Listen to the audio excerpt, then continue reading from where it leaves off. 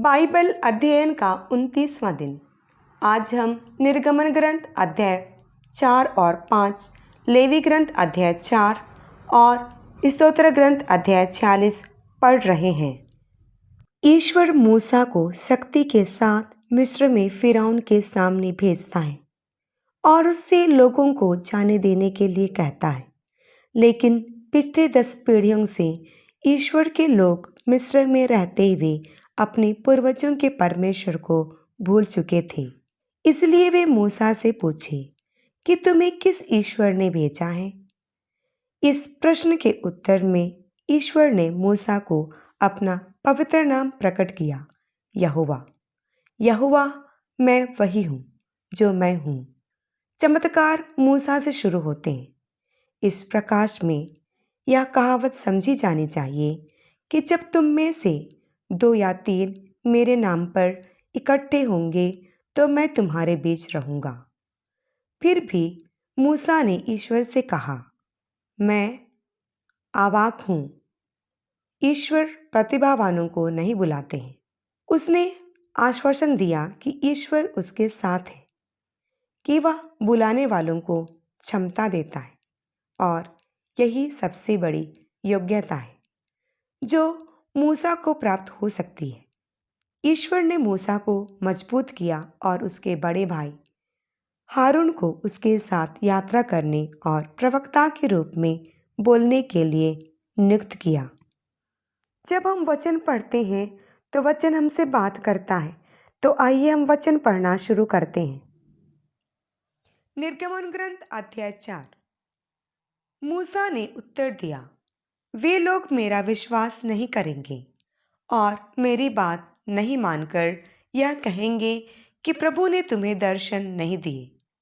इस पर प्रभु ने उससे कहा, तुम्हारे हाथ में क्या है? उसने उत्तर दिया, एक डंडा है। उसने उसे आदेश दिया, उसे जमीन पर फेंक दो। जैसे उसने उसे जमीन पर फेंका, वह सांप बन गया। मूसा उससे दूर भाग गया। प्रभु ने मूसा से कहा, अपना हाथ बढ़ाओ, उसकी पूंछ पकड़कर उसे उठा लो। इसलिए उसने अपना हाथ बढ़ाया और उसे पकड़ लिया। उसके हाथ में वह फिर डंडा बन गया। तुम्हारे ऐसा करने पर उन्हें विश्वास होगा कि उनके पुरखों के ईश्वर इब्राहिम, इसहाक और याकूब के प्रभु ईश्वर ने तुम्हें दर्शन दिए हैं। फिर प्रभु ने उससे कहा, अपना हाथ भीतर सीने पर रखो। उसने अपना हाथ भीतर अपने सीने पर रखा, परंतु जब उसने उसे निकाला तो उसके हाथ पर हिम की तरह श्वेत कोढ़ हो गया था। उसने फिर आज्ञा दी, अपना हाथ फिर से भीतर सीने पर रखो। उसने अपना हाथ भीतर सीने पर रखा। जब उसने उसे बाहर निकाला तो वह फिर उसके सारे शरीर की तरह हो गया। ईश्वर ने कहा, यदि वे तुम्हारे पहले चिन्ह पर विश्वास ना करें और ध्यान ना दें तो वे इस दूसरे पर विश्वास करेंगे। यदि वे इन 2 चिन्हों पर भी विश्वास ना करें और तुम्हारी बात ना माने तो तुम नील नदी से कुछ पानी लेना और उसे सूखी भूमि पर डाल देना। नील नदी से लिया हुआ वह पानी सूखी भूमि पर रक्त बन जाएगा। मूसा ने प्रभु से कहा, प्रभु, मैं अच्छा वक्ता कभी नहीं रहा। मैं पहले नहीं था, अब तू मुझ अपने सेवक से बोला है। इसके बाद भी नहीं हूँ। मुझे बोलने में कठिनाई होती है, मेरी जीभ भोथरी है। तब प्रभु ने उससे पूछा, मनुष्य का मुख किसने बनाया है? उसे कौन गूंगा या बहरा, देखने वाला या अंधा बनाता है? क्या मैं प्रभु ऐसा नहीं करता? अच्छा, अब जाओ, मैं बोलने में तुम्हारी सहायता करूंगा और तुमको जो कहना है उसे बता दूंगा। परंतु उसने कहा, प्रभु, किसी दूसरे को भेजने की कृपा कर।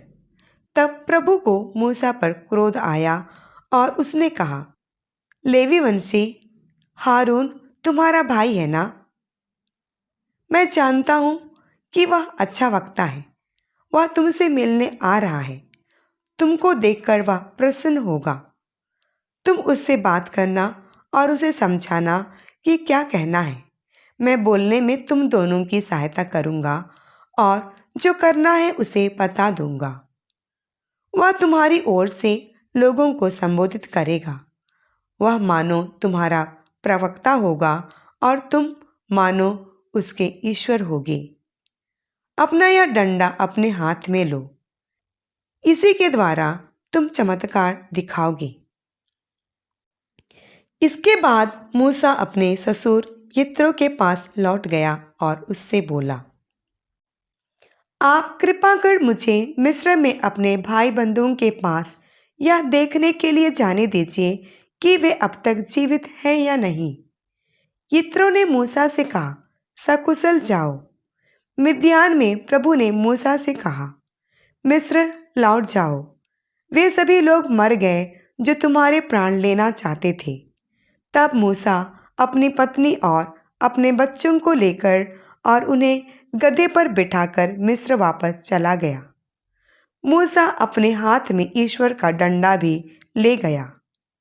प्रभु ने मूसा से कहा, जब तुम मिस्र वापस आओगे तो फिरौन के सामने वे सब चमत्कार दिखाओगे जिन्हें करने का सामर्थ्य मैंने तुमको दिया है।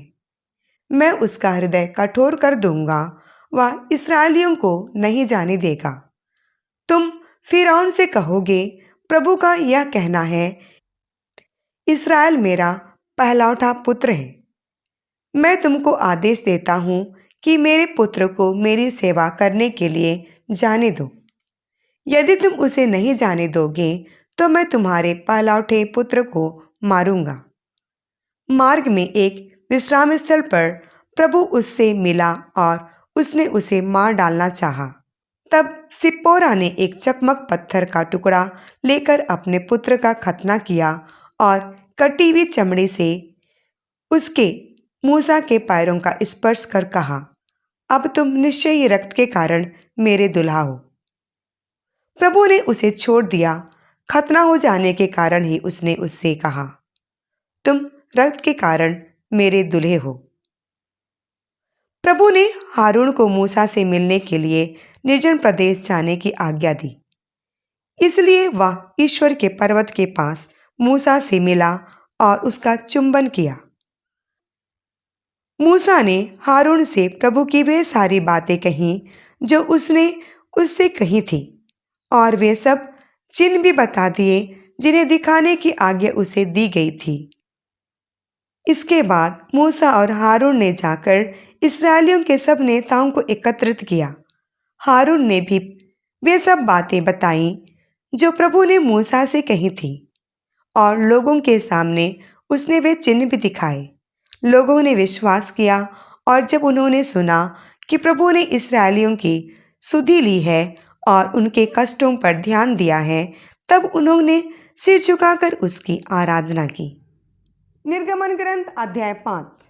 इसके बाद मूसा और हारून ने फिरौन के पास जाकर कहा, इस्राएलियों का ईश्वर प्रभु यह कहता है, मेरे लोगों को जाने दो जिससे वे निर्जन प्रदेश जाकर मेरा एक पर्व मना सकें। फिरौन ने उत्तर दिया, वह कौन सा प्रभु है जिसकी मैं आज्ञा मानूं और इस्राएलियों को जाने दें? मैं ना तो उस प्रभु को जानता हूँ और ना मैं इस्राएलियों को जाने दूंगा। फिर उन्होंने कहा, इब्रानियों के ईश्वर ने हमें दर्शन दिए हैं, इसलिए हमें निर्जन प्रदेश जाने दें, जहाँ की यात्रा 3 दिन की है, जिससे हम अपने ईश्वर प्रभु को वहाँ बलि चढ़ा सकें। नहीं तो वह हम पर महामारी भेज देगा या हमें तलवार के घाट उतरवा देगा। परंतु मिस्र के राजा ने उन्हें उत्तर दिया, मूसा और हारून, तुम लोगों को उनके कामों से क्यों हटा रहे हो? जाओ अपना बेगार का काम करो। इसके बाद फिरौन ने कहा, देखो अब देश में लोगों की संख्या बढ़ गई है और तुम उन्हें उनके बेगार के काम से छुड़ाना चाहते हो। उसी दिन फिरौन ने लोगों से बेगार करवाने वालों और मेटों को यह आदेश दिया, तुम अब तक जिस प्रकार लोगों को ईंटें बनाने के लिए घास फूस दिया करते थे, वह आगे मत देना। वे खुद जाएं और खुद घास फूस इकट्ठा करें, फिर भी उतनी ही ईंटें बनवाना जितनी वे अब तक बनाते आए हैं। उनकी संख्या बिल्कुल कम मत करना।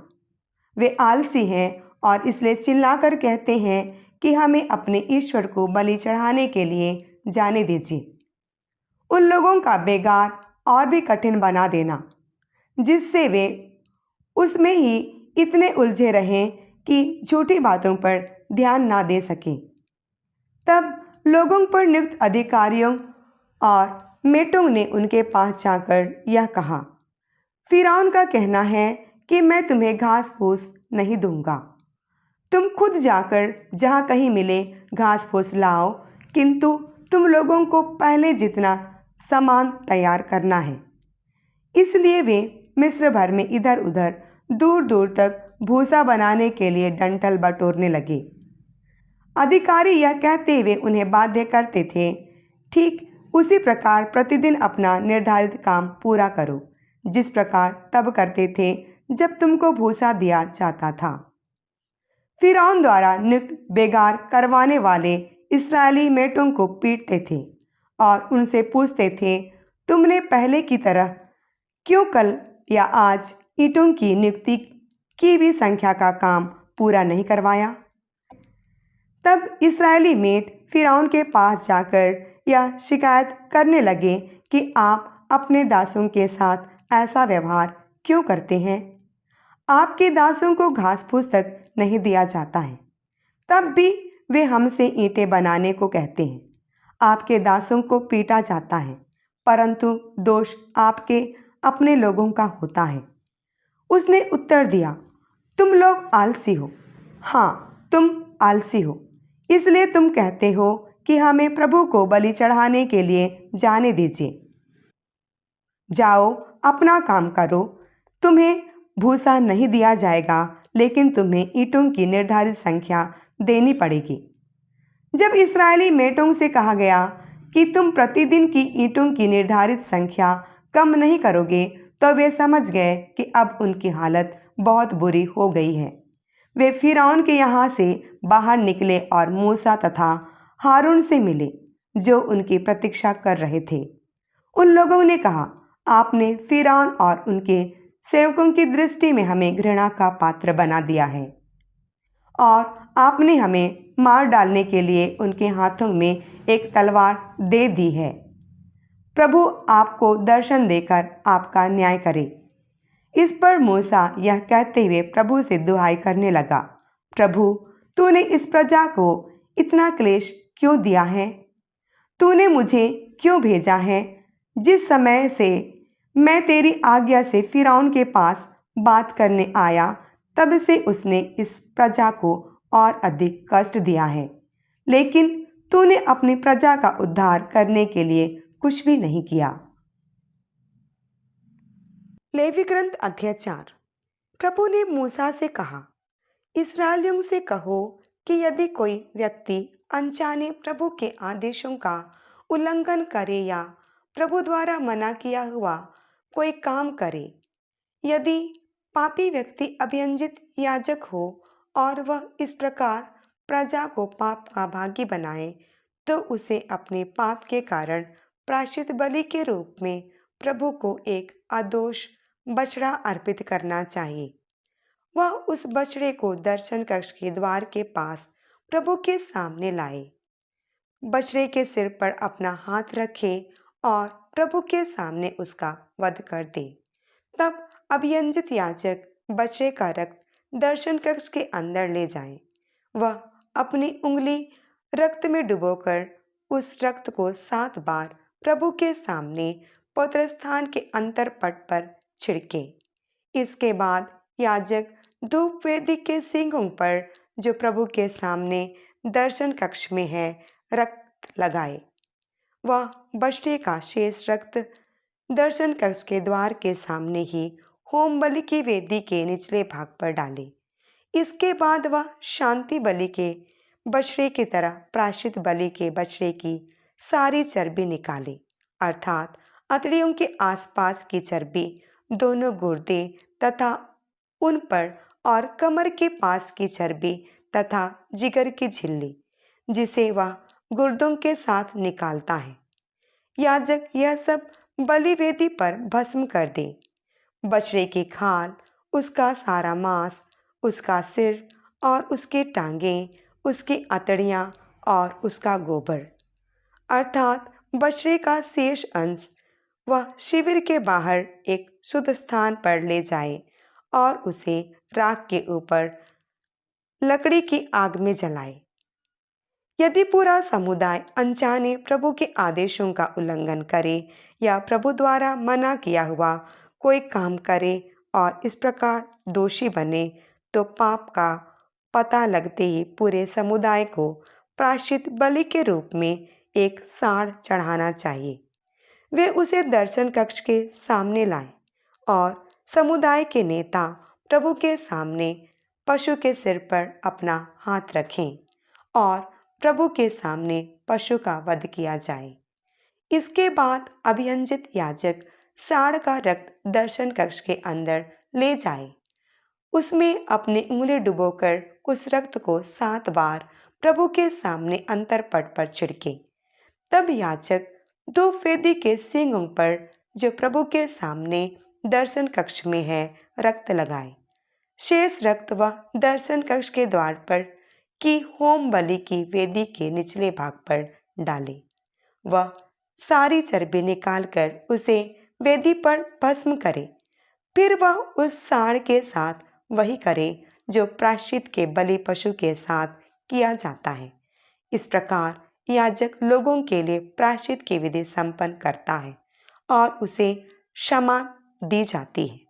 वह पहले पशु की तरह साँड़ को शिविर के बाहर ले जाकर उसे जलाए। यह समुदाय के पाप के लिए प्रायश्चित बलि है।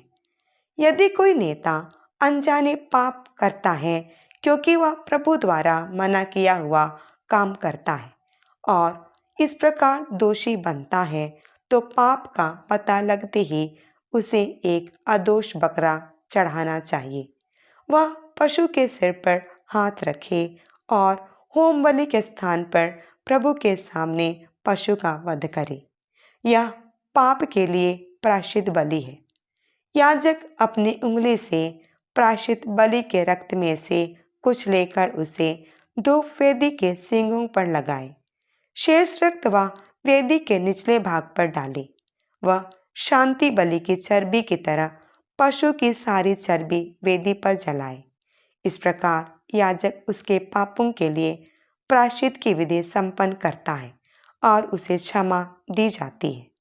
यदि समुदाय का कोई सामान्य सदस्य अनजाने पाप करता है क्योंकि वह प्रभु द्वारा मना किया हुआ काम करता है और इस प्रकार दोषी बनता है, तो पाप का पता लगते ही उसे पाप के प्रायश्चित के लिए एक अदोष बकरा चढ़ाना चाहिए। वह प्रभु के सिर पर हाथ रखे और होम बलि के स्थान पर उसका वध करे। याजक अपनी उंगली से उसका कुछ रक्त लेकर उसे धूप वेदी के सींगों पर लगाए और शेष रक्त वेदी के निचले भाग पर डाले।